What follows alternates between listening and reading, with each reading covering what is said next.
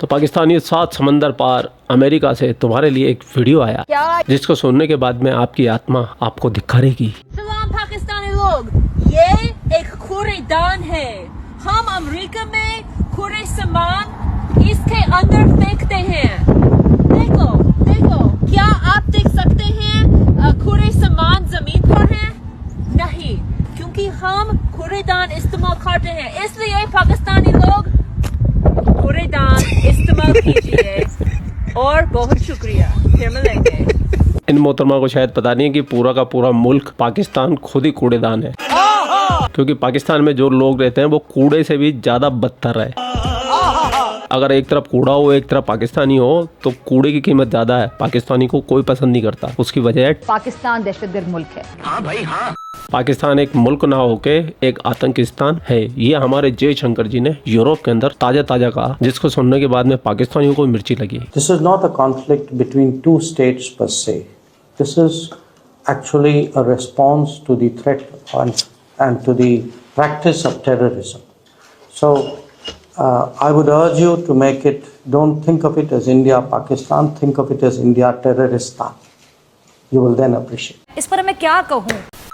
और ये पाकिस्तानी तो वैसे भी हिंदुस्तान पे हिंदुओं पे तबे रहते हैं, और इनके लिए एक हमारे इजरायली भाई ने खास तौर से हिंदुओं के लिए स्पेशल गिफ्ट भेजा। मैं चाहता हूँ ये क्लिप आप जरूर देखें। जय श्री राम, जय श्री राम, जय श्री राम, जय श्री राम, जय श्री राम, जय श्री राम, जय श्री राम।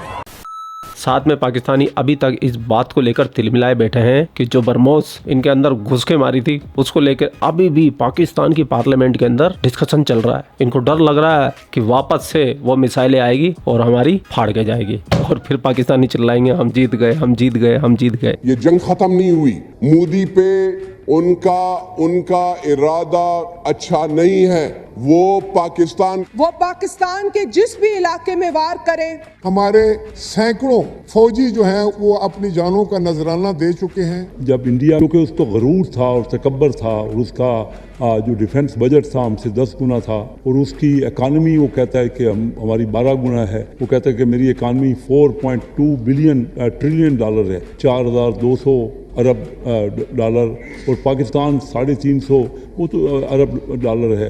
वो हमें तो कुछ समझ नहीं रहा था। इंडिया कोशिश बहुत कर रहा था, उसने बहुत सोचा, उसने बहुत दिखाया। अटैक वो हिंदुस्तानियों ने किया है, वो वहाँ पे इंडियंस वो थे, उन्होंने हमला किया है। हमने लाशें उठाई हैं, हमने अपने कायदीन की लाशें उठाई, हमने अपने लोग भी गवाए। 90 पाकिस्तानी शहीद हुए हैं सर, चाहे वो आर्म्ड फोर्सेस के लोग हों, चाहे वो आम आवाम हो। हमारे मदारिस, हमारे स्कूल्स, हमारी मसाजिद को टारगेट किया। इसका जिम्मेदार हिंदुस्तान, भारत एक सोचे समझे मंसूबे के तहत हमें निशाना बनाकर और दुनिया में वो ये वावेला करता है कि पाकिस्तान जो है वो दहशतगर्दी को फरोग देता है। हमारे स्कूलों को उड़ाया जाता है, हमारे हॉस्पिटल्स को अब भी वो किया जाता है। सर कौन कोई अपना फौजी को शहीद करता है? मैं हैरान हूँ। एक इंडिया कभी भी बाज ना आता। ये जो एस्केलेशन। वैसे एक चीज मैं भी अपनी तरफ से ऐड करना चाहूंगा कि ऑपरेशन सिंदूर के बाद में मैंने भी अपनी तरफ से कुछ रिसर्च किया, सर्च किया। मैंने पुराने समय के जितने भी युद्ध हुए हैं, भले वो राजा महाराजा के जमाने से हो चाहे अभी के हो, इन सब युद्धों के अंदर एक कूटनीति सबने खेली है, चाहे वो हारे हो या चाहे जीते हो। और ये मैं किसी एक मुल्क का नाम लेके नहीं बोल रहा हूँ, पूरी दुनिया के अंदर आज तक जितने भी युद्ध हुए ना, किसी ने भी अपनी हार स्वीकार नहीं की। उन्होंने अपनी आवाम का,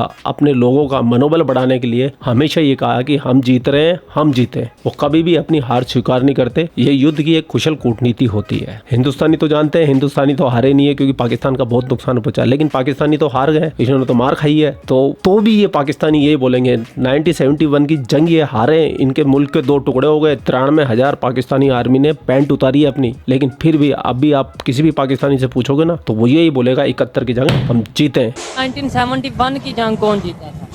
71 की जंग हमें जीते थे। हमने इंडियन आर्मी को शिकस्त दी, और कितने सालों से हम जो है ये छुट्टी मनाते हैं सिर्फ इस खुशी में कि इस दिन हमने इंडिया को हराया था। झूठ बोल रहे, झूठ मत फैलाओ देश में। अल्लाह तौबा। किस डैम का कौन सा दरवाजा कब खुलना है, कब बंद होगा, आप क्या सोचते हो ये भारत सरकार कर रही है? नहीं जी, ये सब कर रहे हैं पाकिस्तानी। सारा कंट्रोल उनके हाथ में। सुनिए आप इनके गंजेड़ी भंगेड़ी मीडिया को। लेकिन टेक्नोलॉजी इतनी तरक्की कर गई है आपको शायद इस बात का इल्म नहीं होगा क्या कि ये जो चिनाब के दरिया का पानी रोकते हैं या दूसरा रोकते हैं झेलम का, हमारे यहाँ से जो टेक्नोलॉजी है उनके जो वाटर गेट है उनको खोल देते हैं। ये हमारे पास इसका हथियार उनके बजाय हमारे पास भी मौजूद है। हम जब चाहें उनके किसी डैम का वाटर गेट हम खोल सकते हैं। ये पाकिस्तानी लॉजिक है जी। नो, इसका कोई जवाब ही नहीं है। बहुत कम लोगों के बाद इस बात का इल्म है। हमने तो उनका पूरा निजाम हैक कर लिया था। मतलब बचपन से चूतिया कटे जा रहा है।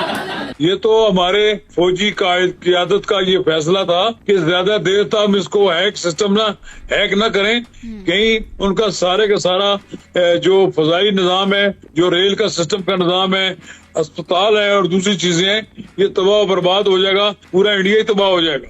ये हमने थोड़ी देर के लिए हैक किया है। चाचा तुम्हारा तो मंसूबा ही यही है कि हिंदुस्तान को तबाह और बर्बाद कर देना। जब इतनी उन्नत किस्म की टेक्नोलॉजी तुम्हारे पास में है तो हिंदुस्तान के बारे में इतना अच्छा सोचने की क्या जरूरत है? सही बात है। मैं तो यही कहता हूँ चाचा, तुम तो तबाह और बर्बाद कर दो और ये टेक्नोलॉजी पाकिस्तान से बाहर नहीं जानी चाहिए। हालांकि मैं मानता हूँ कि सिस्टम हैक हो जाते हैं और हैक हुए भी हैं और आगे भी होते रहेंगे, क्योंकि जिस तरीके से टेक्नोलॉजी एडवांस होती जा रही है उसी तरीके से हैकिंग भी एडवांस होती जा रही है। लेकिन इन गधों को ये भी पता होना चाहिए अगर कोई चीज हैक भी हो गई है तो तुरंत की तुरंत उसको रिकवर भी कर लिया जाता है। उसकी टेक्नोलॉजी भी एडवांस होती जा रही है। तो चाचा तबाह और बर्बाद कर दो तुम। मैं बोल रहा हूँ, मेरे पास 9 लाख लोगों का सपोर्ट है, उनका प्यार है, उनकी ताकत है मेरे पास। मैं 9 लाख हिंदुस्तानियों की तरफ से कह रहा हूँ, तुम भारत को तबाह और बर्बाद तो करो। तुम करो हैक। हम उल्लू हैं। ये तो चलो एक पाकिस्तानी रिपोर्टर है, लेकिन पाकिस्तान का नंबर 1 रिपोर्टर हामिद मीर, जिसकी मैं पहले बहुत इज्जत किया करता था, अब तो उसको घंटे पे रखता हूँ मैं, क्योंकि उतनी बढ़ मार चुका कि मेरे को उसके ऊपर अब 1% का भरोसा नहीं है। पहले तो फिर भी मुझे लगता था सीनियर साहब ये अच्छी बात करता है, काफी एक्सपीरियंस है, लेकिन अब सुने आप भी, ये भी हो रहा टेक्नोलॉजी का। पे क्या होगा? पानी बंद करेंगे तो हमने इसको ऐलान जंग कहा है, वो तो पानी बंद करने की तैयारियां कर रहे हैं, बल्कि करना शुरू कर दिया है। तो आगे तो ये तो पानी पे जंग होती दिखाई दे रही है वाज़े तौर पे। मैं आपको एक बड़ा ही मुख्तलिफ सा जवाब दूं जी। पाकिस्तानी कौम को कोई परेशानी नहीं होनी चाहिए। इंडिया पाकिस्तान का पानी बंद नहीं कर सकता। अच्छा, वो कैसे? भाई छोड़ देना, अगर वो कोई डैम भी बनाएंगे ना 10 साल बाद 15 साल बाद, तो तब भी उस डैम का कंट्रोल हमारे हाथ में होगा। और अभी भी जिन डैमों के जरिए उन्होंने थोड़ा 3-4 दिन के लिए पानी बंद किया है, उन डैमों का कंट्रोल आपके हाथ में है। इंडिया में बने डैमों का कंट्रोल सर पाकिस्तान के हाथ में कैसे हो सकता है? ये वैसे ही हो सकता है जिस तरह हमने राफेल जहाज का रडार सिस्टम और रेडियो सिस्टम जैम कर दिया था, वैसे ही हो सकता है। अब आगे नहीं पूछना। आगे पूछ लेगा तो पोल खुल जाएगी भाई, कैसे कर सकता है? इस सवाल का जवाब है ही नहीं, क्योंकि इस्लाम के अंदर अकल का दखल मना है और ये इनकी इस्लामी बातें है। और अगर इनसे फोर्स लगा के पूछ भी लिया जाए ना कि भैया बताओ तो सही तुम कैसे करोगे, मैं सच बता रहा हूँ, फिर ये इस तरीके की बातें करेंगे, अरिश्ते आएंगे, फरिश्ते आएंगे, वो करके जाएंगे। ऐसे इनके पायलटों के बारे में क्या बातें चल रही है पाकिस्तान में। एक टिकटॉक वीडियो देखा था मैंने, हालांकि मैंने सेव नहीं किया, लेकिन मैं हैरान हो गया भाई साहब, ये बंदे लोग क्या कह रहे हैं कि हमारे जब पायलट गए उनके साथ 2 फरिश्ते गए और वो भारत के बमों को आके रोक रहे थे और हमारे जितने भी मिसाइल जा रहे थे वो सीधे उनके राफेल पे जाके लग रहे थे। और एक पाकिस्तानी चचा ने ये तक दावा कर दिया कि भारत के 70 राफेल मार के गिरा दिए उन्होंने, जबकि भारत के पास में 36 या 38 राफेल होंगे। लेकिन इन गधे के बच्चों ने 70 राफेल मार दिए हमारे, और इन्होंने भी नहीं मारे। जो अरिश्ते फरिश्ते थे वो कंट्रोल कर रहे थे मिसाइलें, और जो पाकिस्तान के फाइटर जेट का पायलट है उसने ये बातें कही है। ये तो इनकी नॉलेज है, ये तो इनकी टेक्नोलॉजी है, फिर ये बातें करते हैं बड़ी बड़ी। लेकिन हकीकत में इन पाकिस्तानियों का ये हाल है। हमने एटम बम बना लिया, अल्लाह का शुक्र है एटमी ताकत है, लेकिन हमारी एटमी ताकत, हम अपने बम को छुपा के बैठे हुए, बम पे कपड़ा डाला हुआ, किसी को पता न चले। हमारी एटमी ताकत, हम ही डरे हुए, हमसे कोई नहीं डर रहा। अजीब सवाल है यार ये। हम एटमी ताकत है, हम सबसे डर रहे, हमसे कोई नहीं डर रहा। क्यों? लोगों को इतना यकीन है ये चला नहीं सकते, इतना कर्जा है हमारे ऊपर। जब हम चलाने लगते हैं फोन आ जाता है, चला रहे हो तो हमारे पैसे दे दो पहले। वही हमारे लोग कहते हैं अंदर रख दो यार फिर चला। और हिंदुस्तान का निजाम हैक करने वाली कौम का हाल तो देखो आप। इस वीडियो के ऊपर जरा गौर करना, मैं आपको बताऊं कि इस कौम में किस कदर अखलाकियात की कमी है और ये किस कदर ये कौम जहालत में गिरी हुई है। पेशावर के किसी इलाके में अफगानियों को उठाया गया, ये उनकी दुकान थी, क्योंकि नए कानून के मुताबिक अफगानियों को वापस उनके मुल्क में भेजा जा रहा है। हाँ जी, जैसे ही पुलिस उठा के लेके गई, उसके साथ रहने वाले दुकानदारों ने, मोहल्ले वालों ने उनकी दुकान के अंदर लूट मार मचा दी और जो कपड़े और सूट पड़े हुए थे उनको उठा के ले गए, जो भी सामान था। ये वो कौम है जिसने बाइकाट करना है, ये वो कौम है जिसने जिहाद लड़ना है।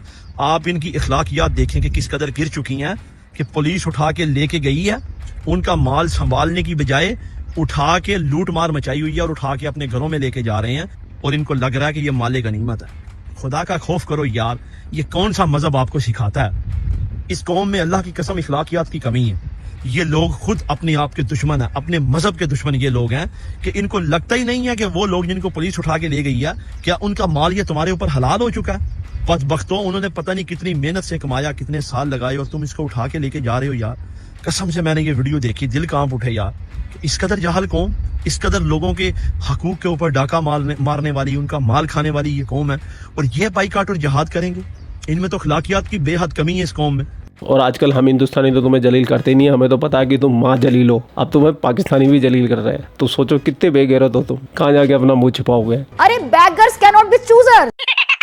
खैर एक लास्ट में एक सवाल का जवाब और दे दूं मैं। बहुत सारे भाई लोग मेरे को बोल रहे थे कि पठान भाई का, आलोक सर का कुछ लफड़ा चल रहा है, क्या बात हुई क्या नहीं हुई, बंटी भाई आप क्लियर करो, दोनों से बातचीत करो या उनका इंटरव्यू करो। तो मैं आप लोगों को बता दूं कि मैं कुछ दिन से अपने स्टूडियो में था ही नहीं। 3 दिन या 4 दिन तो मेरे चैनल पे वीडियो भी नहीं आया था। तो उस दौरान ये सब घटित हुआ है। मेरे को इस चीज़ के बारे में ज़्यादा पता नहीं था, लेकिन अब मैंने वीडियो वगैरह देखे हैं तो मेरे को ऐसा लग रहा है कि मामला सेटल हो गया। अब मामला सेटल हो गया तो उस के ऊपर क्या बातचीत करनी। कुछ गलतफहमियाँ शायद पठान भाई को रही होगी या कुछ गलतफहमियाँ आलोक भाई को रही होगी, दोनों ने दूर कर ली होगी, सेटल कर ली होगा। दोनों ने एक वीडियो बना दिया, लोगों का भी मनोरंजन करा दिया। अब वीडियो बनाना बेवकूफ़ी। हाँ, अगर ये बात आगे बढ़ती, हम हमारे संस्कारों के साथ खड़े होते, हिंदुस्तान की साइड में होते हैं, ये बात भी पक्की थी। खैर अब जरूरत नहीं है तो अब खत्म। तो पूरा वीडियो आपने देख लिया। वीडियो देखने के बाद आपकी क्या राय, कमेंट सेक्शन आपका है, आप अपनी राय कमेंट सेक्शन में जरूर रखना। ठीक है जी। आप लोग अपना ख्याल रखें। आपका भाई आपके लिए पाकिस्तान से रिलेटेड वीडियो लाता रहता है। जय हिंद, वंदे मातरम, जय श्री राम, जय श्री राम, जय श्री राम।